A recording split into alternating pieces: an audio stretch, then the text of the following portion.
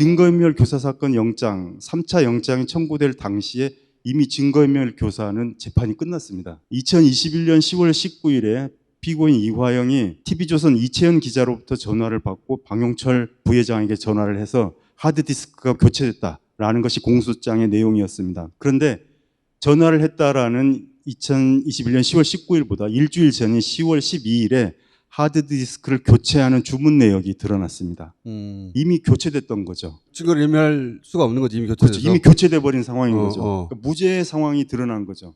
그렇다면 3차 영장은 기각됐어야 하는 건데. 그렇죠. 기각됐어야죠. 그런데 영장을 발부하고 그다음에 김성태가 나와서 말을 바꿉니다. 10월 19일이 아니고 10월 초였다.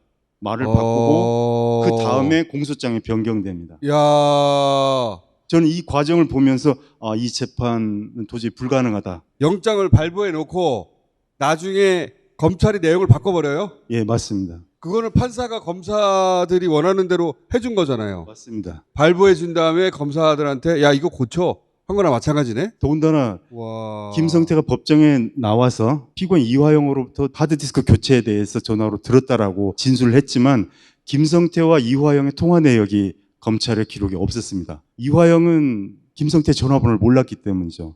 전화를 한 사실이 없습니다. 아예? 예, 아예 없습니다. 그런데 그 자리에서 변호인이 전화 내역이 없지 않느냐라고 하니까 네. 김성태는 곧바로 아마 방용철 전화로 내가 통화했을 것이다라고 변명을 합니다. 그런데 김성태는 바로 직전에 방용철은 그 하드디스크 교체에 관여하지 않았다라고 또 진술했었습니다. 그 앞에는?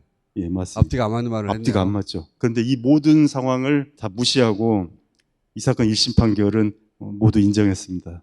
뇌물죄에서 문모 씨라고 제3의 인물이 나옵니다. 그러니까 쌍방울이 문모 씨한테 카드를 줬다거나 급여를 줬다거나 했는데 이게 사실상 이화영에게 줬다라는 논리로 이걸 전부 다 이화영에 대한 뇌물로 구성을 했는데 그 구성을 하기 위해서는 이화영과 문모 씨가 상당히 밀접한 관계라는 게 설정이 돼야 되잖아요. 그래서 처음에는 이 둘을 불륜관계로 몰고 갑니다. 그 해당 시기에 거의 1년 동안 둘 사이에 전화통화 기록이 없어요. 없는데도 밑도 끝도 없이 뭐 사적 수행 비서다 이렇게 몰고 이러한 논리가 사실 법원에서는 아예 다 받아들여져가지고 문모 씨에게 지원된 게 전부 다 이화영에게 지원된 걸로 인정이 됐죠. 통화 내역이 없으니까 검사가 뭐라고 질문하냐면 왜 전화를 안 했죠라고.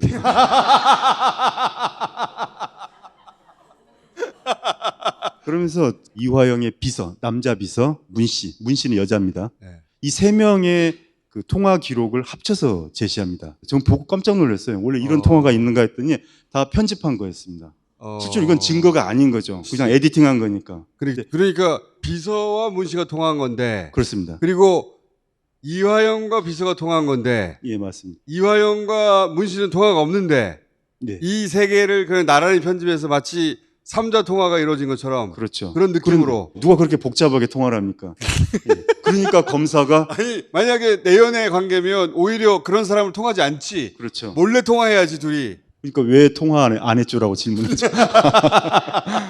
이게 왜 필요했냐면 쌍방울 회장이 이화영 부지사한테 뇌물을 줬다라고 만들었어야 해요. 그러니까 쌍방울 회장을 통해서 이화영을 압박하고 이화영을 통해서 이재명 진술을 하게 만들려고 했던 그런 구조였던 것 같아요, 보니까. 그 사이에 쌍방울로부터 직접 돈 받은 게 없으니까 문 씨가 쓴 카드는 이화영이 쓴 카드로 재판부가 받아들였다는 거죠. 문 씨가 이화영을 위해서 사용한 부분이 전체 카드 내역 중에 10% 정도 되는데 이 부분은 문 씨가 기부자인 정치자금법 위반죄는 인정될 수 있다라고 저는 변론을 했습니다.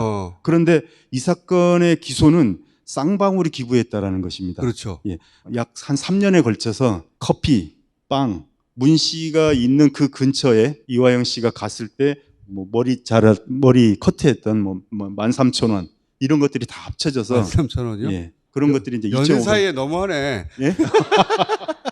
그러면 애초에 쌍방울은 문 씨한테 카드를 왜 준 거예요? 대관 실무자를 요청했습니다. 왜냐하면 이화영이 쌍방울로부터 무언가를 받는 것을 거절했습니다. 일종의 대관 업무를 맡긴 거네요? 그렇죠. 대관 업무를 맡길 사람으로 선정해가지고 문 씨한테 카드를 준 건데. 중요한 건 이 사람이 공무원이 아니고 정치인이 아니라는 점이죠. 네. 그러면 정치자금법 위반도 걸리지 않고 뇌물죄도 걸리지 않고 그리고 피고인 이화영이 거절했다는 것입니다. 지원을 거절하겠다.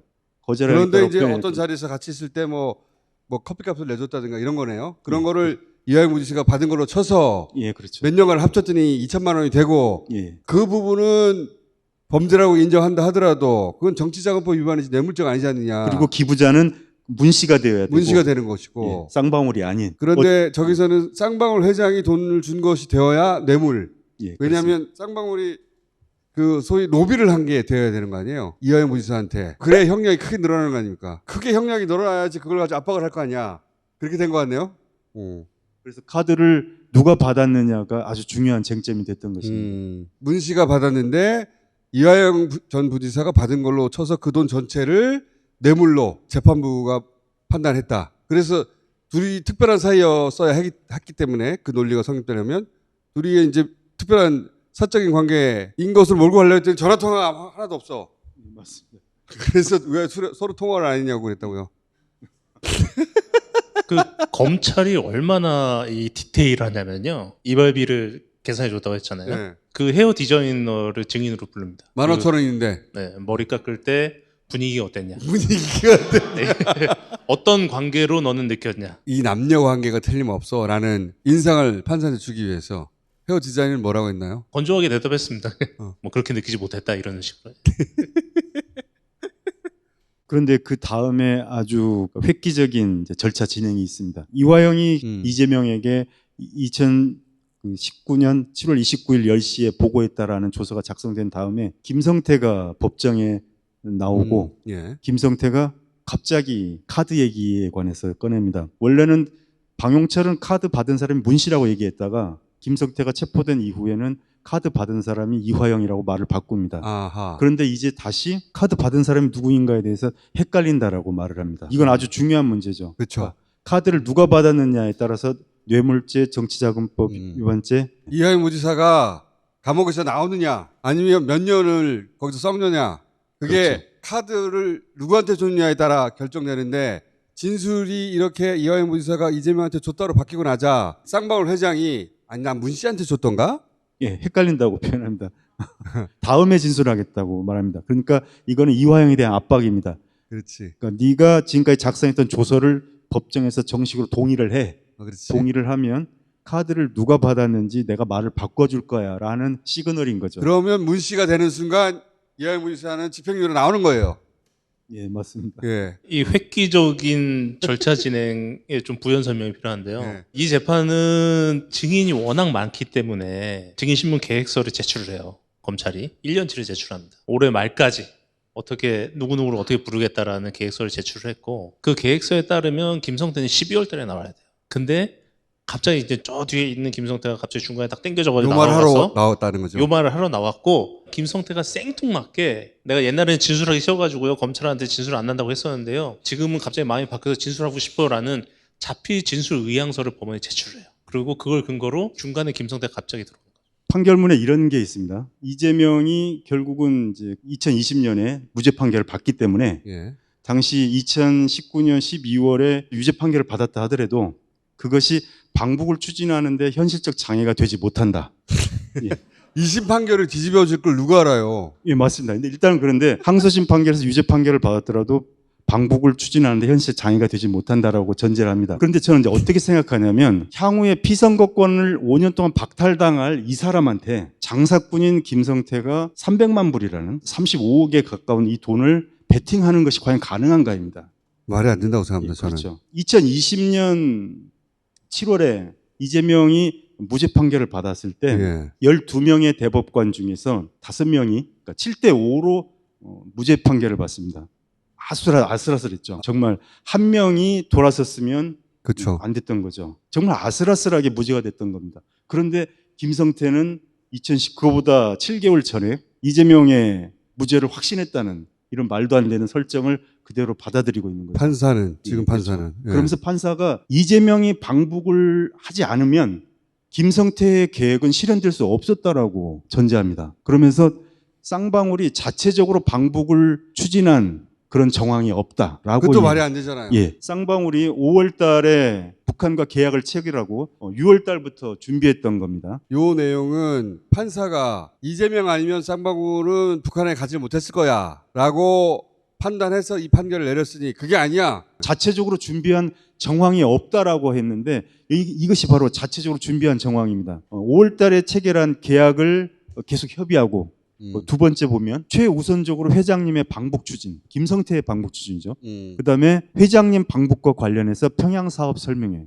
그러니까 김성태는 2019년 12월 달에 평양에서 본계약을 체결할 생각이었습니다. 그러니까 이거는 다 쌍방울 내부 문건이에요. 그렇죠. 그리고 마지막 문건이 아주 자세한데 5월 달 단동에서의 합의서를 이행하기 위해서 이런 사항들을 협의한다라는 내용입니다. 만약에 이재명 없이 이 일을 할 수 없었다는 재판부의 판단대로라면 이 안에 이재명 이름이 계속 있어야지. 맞습니다. 여기에 이재명과 같이 갔어야 했다든가. 그렇죠. 여기 보면 참여할 사람들이 아주 자세하게 거명되어 있습니다. 쌍방울 회장, 계열사 사장단, 그리고 장원그룹, 필룩스 참여할 사람이 다 거론되어 있는데 만약 여기에 경기도지사 혹은 경기도 공무원이 언급돼 있었다면 이게 증거가 되는데 그렇죠. 그게 없다는 겁니다. 이게 판사가 말한 거하고 정반대하네요. 그렇습니다. 판사는 이재명이 없었으면 이 사업은 이루어지지 않았을 거기 때문에 대신 돈을 내주며 이런 걸 했다는 취지인데 그게 아니라 이재명 없이 사업을 잘하고 있었구만.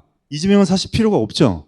예, 필요가 없네요. 네. 근데 이 내용을 판사도 다 봤을 거 아니에요. 예, 당연히 봤습니다. 진짜 스트레인지하네. 이재명 아니었으면 안 될 사업이었어. 라고 하면 쌍방울 내부 문건에 이재명이 있었어야죠. 이재명을 위해서 돈을 어떻게 준비하고 이재명과 어떻게 만나고 이재명을 어떻게 설득하고 뭐 이런 얘기가 있어야 될 거 아니에요. 하나도 없구만. 쌍방울의 문건에도 이재명이 등장하지 않고 국정원의 문건에도 이재명이 등장하지 않고 경기도의 문건에도 이재명이 북한에 간다는 얘기가 등장하지 않는단 말이죠. 어디에도 이재명이 안 나오는 거예요. 그러니까 이화영 부지사가 이재명한테 그 돈 당신을 위해서 쌍방울이 북한에 줬어라는 보고를 했다고 하는 말이 필요한 거예요. 증거가 아무것도 없으니까. 근데 이게 전부 다 사실은 이재명을 엮으려고 하는 거잖아요. 요 판결이 나오자마자 이재명 기소해버렸더라고 이제. 그런데 판사는 이렇게 이 재판을 마무리 지었거든요. 이화영 부지사가 이재명 대표한테 이걸 보고했느냐 보고하지 않았느냐는 이 사안의 본질과 상관없다. 이걸 왜 그렇게 했을까요? 대충 얼버무리기에는 너무나 어려운 문제여서 그런 겁니다. 피고인 이화영이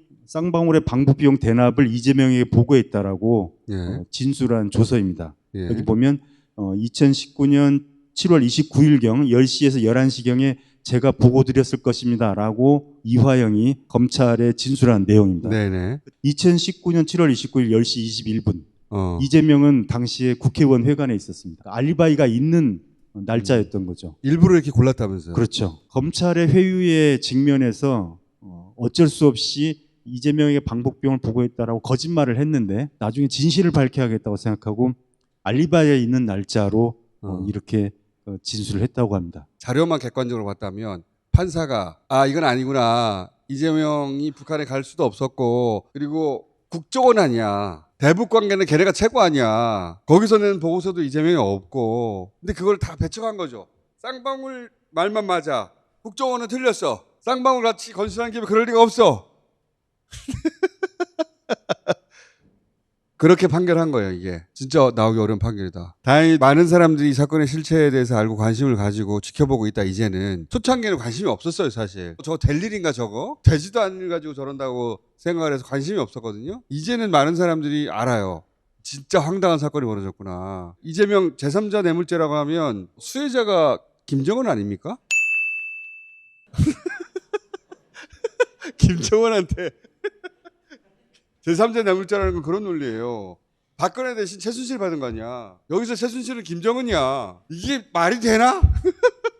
그렇게 지금 만들고 있는 거거든요. 거기에 가장 중요했던 고리가 이화영 부지사였기 때문에 이화영 부지사가 이런 고초를 당했고 이런 판결이 나왔다. 자, 두 분 앞으로 계속 모시겠습니다. 감사합니다.